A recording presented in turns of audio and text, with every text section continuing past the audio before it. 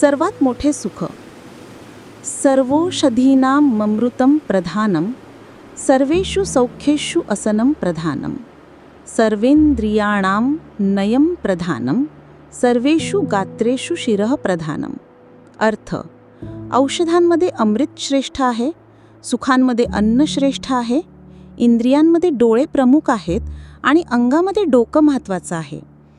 आचार्य सांगतात की खरे सुख हे चांगले अन्न खाणे आणि पचवण्यात आहे.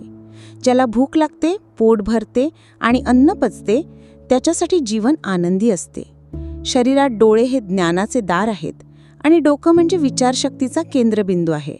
त्यामुळे आरोग्यदायी अन्न, दृष्टी आणि सुज्ञ बुद्धी हीच खरी संपत्ती आहे.